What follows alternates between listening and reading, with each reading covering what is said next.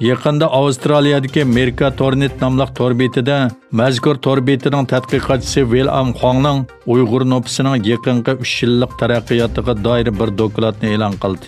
Dokladda Uyg'urnopusining yaqinqi 3 yilda odamni cho'chitgidek darajada azayganligi, lekin dunyoning rayondagi bu xil demografik qirg'inchilikqa sal qarg'anligi ta'kidlangan. Dokladda qayd qilinishicha, atalmış Uyg'ur avtonom rayoni 2017-yildan burun Xitoydagi tug'ilish nisbati eng yuqori rayon bo'lsa-mu, lekin 2017-yildan boshlab 1 yil ichida mazkur rayonda Xitoydagi bolalarning tug'ilish nisbati eng tuvan rayonga aylangan.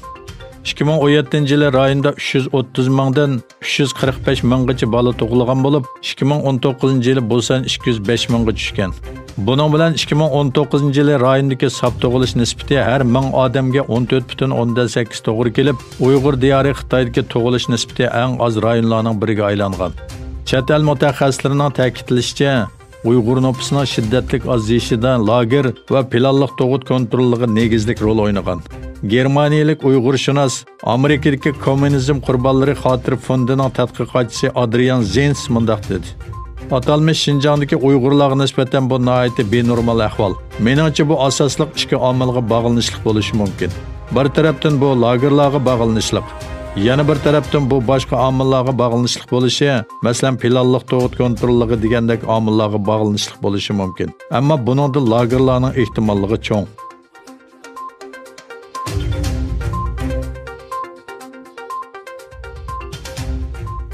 Xabar qilinishicha, Maltaning Yevropa ittifoqining markazi Bruseldagi doimlik vakil binosida Xitoyning jasuslik faoliyati uchun ishlatiladigan texnik qurollar borligi o'tirg'a qo'yilgan.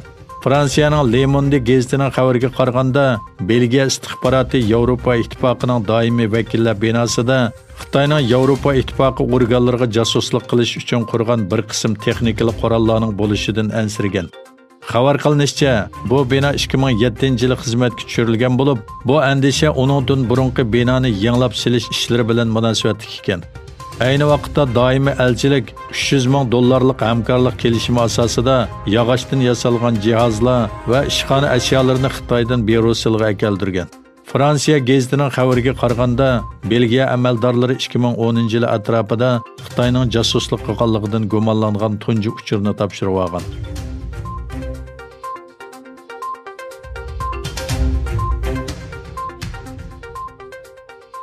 Rossiya Tashqi ishlar ministri Sergey Lavrov Amerikaning yangi tipli Wuhan virusi sababli Xitoyni ayblash orqali jazo yurgizishning to'g'ri emasligini aytdi. Lavrov RBG gazeti va televiziya kanalining ziyoratini qabul qilganda, Amerika Kengash palatasining Wuhan virusi yuqumiga qarshi turishda hamkorlashmaganligi uchun Xitoyga jazo yurish huquqi berilgan loyihaga baho berdi.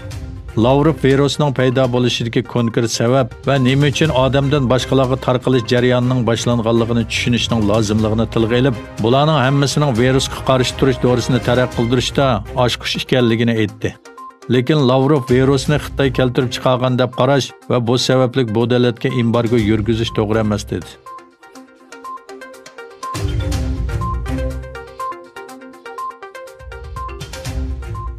Amerika Xitoy telegraf shirkati Huawei'ga yangi cheklamalarni e'lon qilib, yerim o'tkazgich o'zak bilan ta'minlashni texmi qattiq chekladi.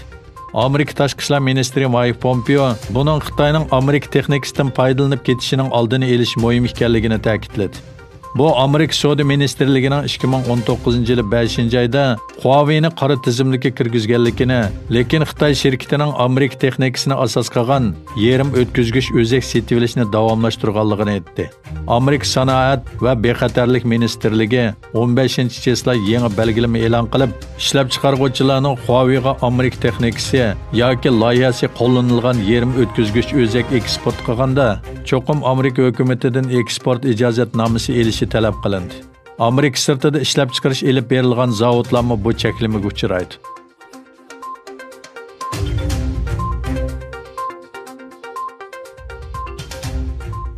Facebook Xitoy telegraf shirkati bilan birlashib, Afrikaning internet ul aslahalarini barpo qilganligini e'lon qildi.